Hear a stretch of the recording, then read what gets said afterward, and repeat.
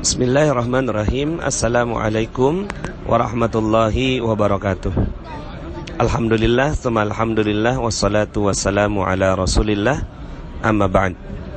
Bagaimana kabarnya semua Bapak Ibu? Semoga Anda semua selalu berada dalam rahmat, berkah, curahan cinta dari Allah Subhanahu wa ta'ala, sehingga hidup Anda penuh dengan keajaiban, penuh dengan keberkahan, penuh dengan kemuliaan, ya. Dan saya harapkan bahwa rezeki berlimpah ruah datang pada Anda semua. Amin ya rabbal alamin. Bapak Ibu, dalam kesempatan kali ini saya ingin menyampaikan materi berjudul Nafsi Nafsi. Judulnya bahasa Arab, Bapak Ibu. Mungkin sebagian di antara Anda sudah mengetahui maksud dari materi berjudul Nafsi Nafsi ini, ya. Artinya nafsi nafsi ini sendiri-sendiri begitu, ya. Karena kita nanti di yaumil akhir akan dimintai pertanggungjawaban terhadap apa yang kita lakukan secara sendiri-sendiri, ya, atau nafsi-nafsi. Nah, Bapak Ibu, dalam menjalankan materi magnet rezeki ini ada yang berkata begitu, ya. Wah, saya nggak bisa nih melakukan ilmu magnet rezeki karena lingkungan saya tidak mendukung begitu, ya. Jadi dia kayaknya materinya Pak Anas nih nggak mungkin deh saya lakukan karena lingkungan saya nggak seperti itu gitu, ya. Lingkungan saya tidak mendukung untuk saya melakukan ini gitu.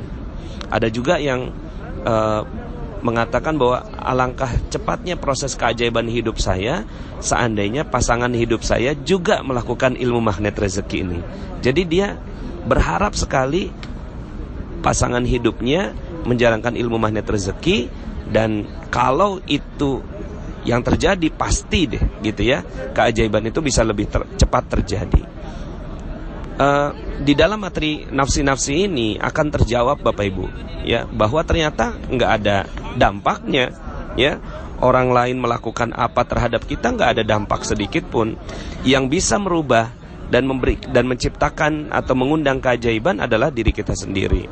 Ada juga yang dia sebagai pimpinan misalnya, ya, saya sebagai pimpinan rasanya tidak mungkin bisa membuat perusahaan ini mendapatkan rezeki berlimpah kalau para pegawai tidak menjalankan ilmu magnet rezeki. Jadi dia menganggap bahwa ilmu magnet rezeki hanya efektif manakala dilakukan dalam satu lingkup besar sebuah perusahaan. Padahal nggak demikian, Bapak Ibu. Kita menjalankan sendiri sebagai seorang pimpinan saja itu sudah sangat-sangat lebih dari cukup gitu, ya. Sangat lebih dari cukup untuk menciptakan keajaiban. Nah, terus gimana dong karyawan-karyawan kita? Ya, nafsi-nafsi, ya, masing-masing gitu, ya. Mulai aja dari diri kita sendiri gitu, ya. Nah, ini kalau tadi dari sisi pimpinan, ada juga karyawan yang ketika mendapatkan ilmu magnet rezeki gitu, ya. Bagaimana bisa saya sebagai bawahan mengubah perusahaan yang sudah mau bangkrut misalnya, ya. Sudah mau bangkrut ini, sementara bosnya saja tidak jalankan ilmu magnet rezeki gitu, ya.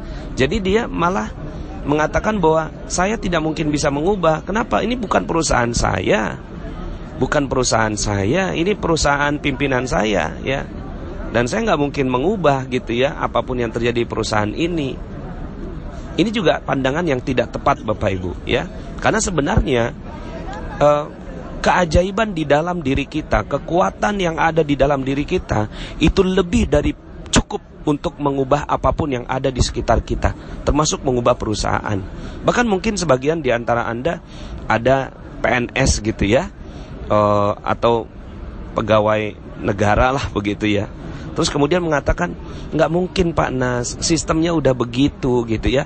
Saya nggak mungkin bisa menjalankan ilmu-ilmu magnet rezeki ini manakala sistem yang ada, ya, tidak mendukung gitu. Nah, ini yang akhirnya, ya,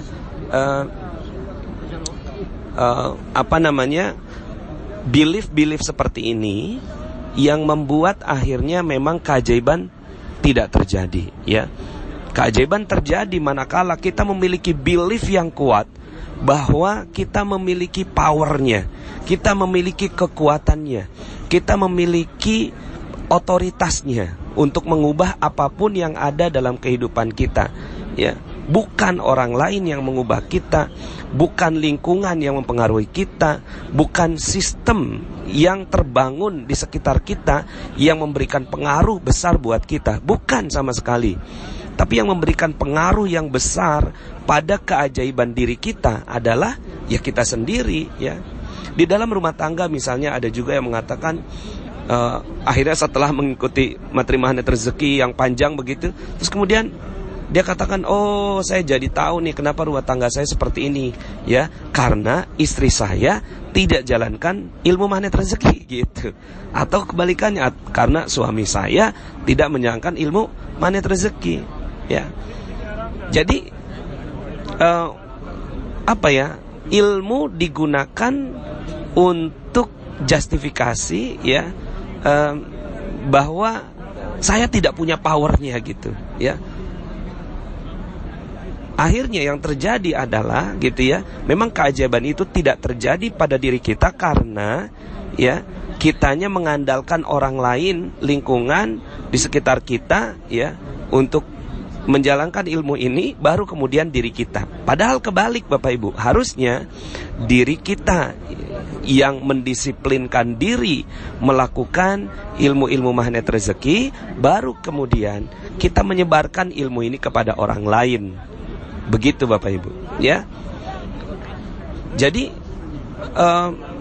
di dalam banyak sekali materi yang saya sampaikan di kickback, ya, kemudian rahasia keajaiban, kok belum ajaib, itu saya menganjurkan Anda semua peduli dengan keajaiban orang lain.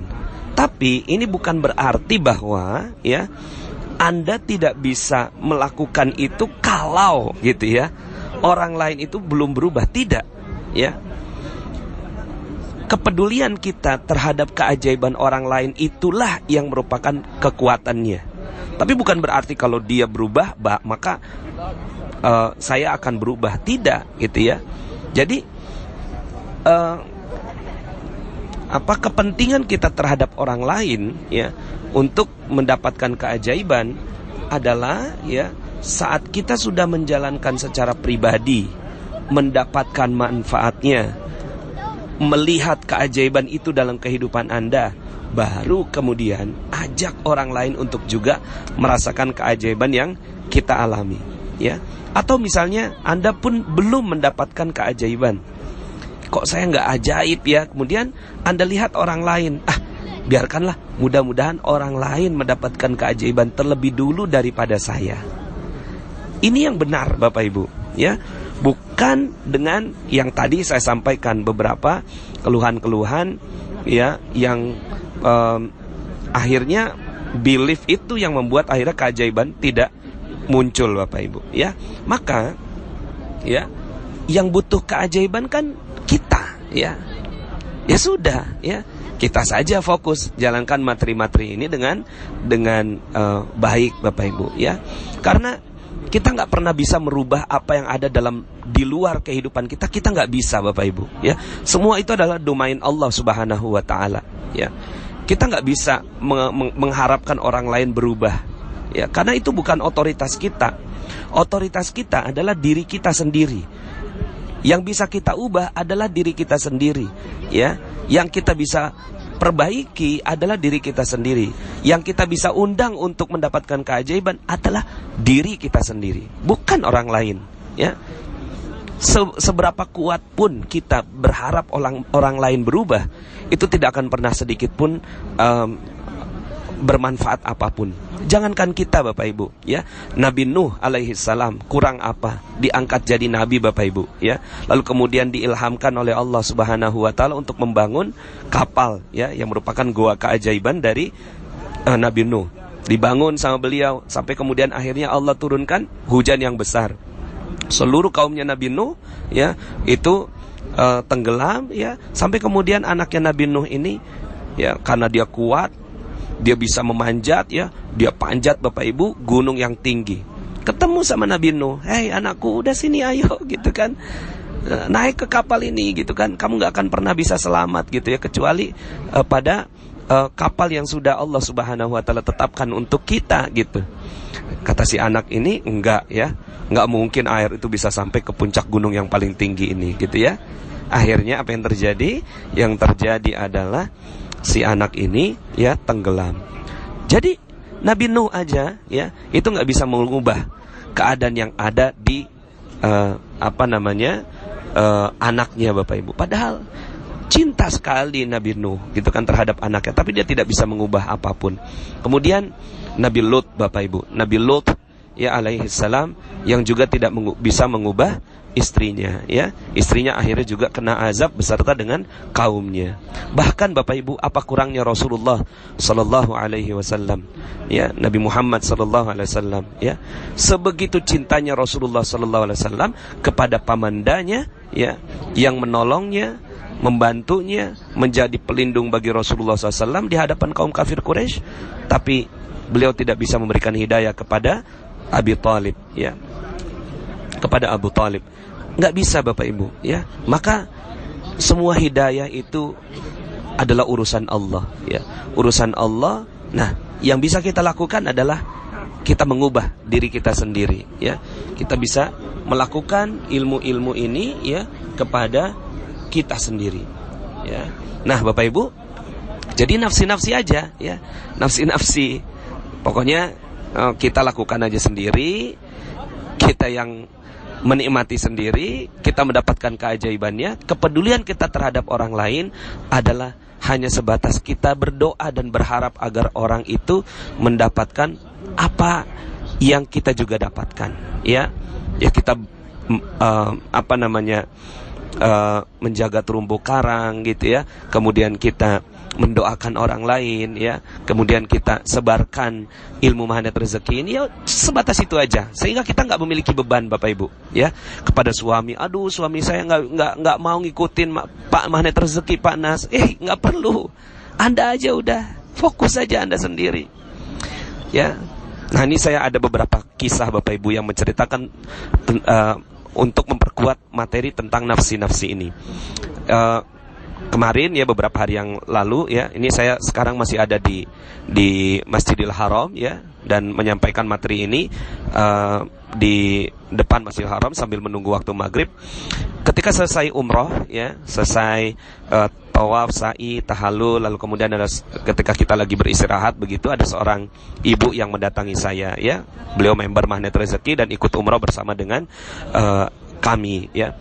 Ustadz, ya alhamdulillah gitu ya, saya mau sedikit cerita dan menyampaikan tentang kisah ini Ustadz gitu ya. Gimana Bu gitu?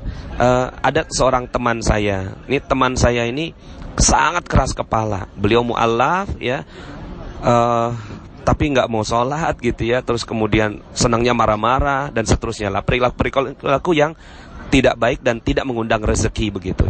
Kemudian akhirnya sama sang ibu ini diperkenalkan magnet rezeki. Coba deh kamu cobain ini magnet rezeki gitu kan. Diperkenalkan magnet rezeki malah marah Bapak Ibu ya.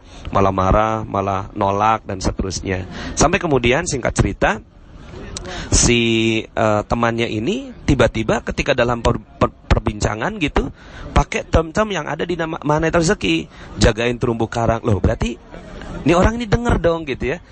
Ya bersyukurlah si ibu ini, alhamdulillah gitu kan, dia mendengar magnet rezeki. Sampai kemudian akhirnya terus teranglah si temannya ini mengatakan bahwa iya saya mendengarkan magnet rezeki dan saya merasakan ada perubahan di dalam diri saya gitu kan. Kemudian dia berharap dan berdoa agar bisa ketemu dengan saya gitu ya. Nah pas training ternyata dia nggak bisa ikut Bapak Ibu. Terus kemudian pada saat pengajian dia juga nggak bisa ikut. Dan akhirnya dia keburu dipanggil oleh Allah Subhanahu wa ta'ala sebelum bertemu dengan saya, sebagai salah satu niatnya dia untuk bertemu dengan saya. Dan ketika meninggal dunia itu anaknya memberi kesaksian bahwa alhamdulillah bapak saya nih sekarang itu udah sholat gitu kan, udah sholat Jumat, subhanallah ya. Dia bertemu dengan Allah dalam keadaan dia yang sedang berupaya memperbaiki dirinya dan mengubah seluruhnya. Nah kita lihat Bapak Ibu ya, dalam kisah ini sang ibu ini ya udah lakukan aja pada dirinya sendiri ya. kepada orang lain yang berada di temannya, sahabatnya ini, ya hanya sekedar menyampaikan saja, nggak ada beban Bapak Ibu, ya, nggak ada beban. Saya juga sedikit ingin ceritakan kisah kedua Bapak Ibu. Ini ada seorang manajer quality control di sebuah perusahaan pembuat keramik lantai. Dia 20 sekian tahun menjadi manajer. Ya, sepanjang dia menjadi manajer itu, efektivitas atau kualitas dari keramiknya ya nggak pernah nyampe di angka nilai 90. 90 tuh paling tingginya 100 gitu.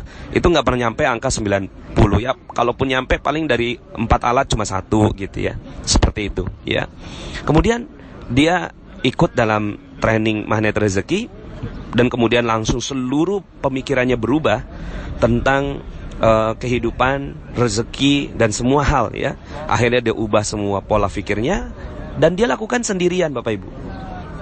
Dia lakukan sendirian, belum juga ngasih tahu ke karyawan-karyawannya. Cuma pastinya ya, orang-orang yang sudah menjalankan ilmu-ilmu Magnet Rezeki ini secara tutur kata berubah, air muka berubah, kata-katanya berubah ya. Itu semuanya totalitas ya, terjadi perubahan-perubahan yang pastinya dirasakan oleh anak-anak buahnya, walaupun nggak menyampaikan tentang ilmu Magnet Rezeki. Dan ini Bapak ini menyampaikan kesaksiannya kepada saya, ajaib Pak Nas ya. Itu bukan hanya karyawan saya yang jadi jauh lebih mudah diatur gitu, tapi juga itu mesin ya. Dia ceritakan, kalau nggak salah ya Bapak Ibu, ini dia punya 4 mesin Bapak Ibu, 4 mesin pencetak gitu ya. Itu 3 mesinnya itu mencapai angka lebih dari 90% gitu ya. Subhanallah gitu kan. Saya belum pernah mengalami hal ini Pak Nas sepanjang kehidupan saya menjadi seorang manajer quality control ya. Luar biasa. Ternyata yang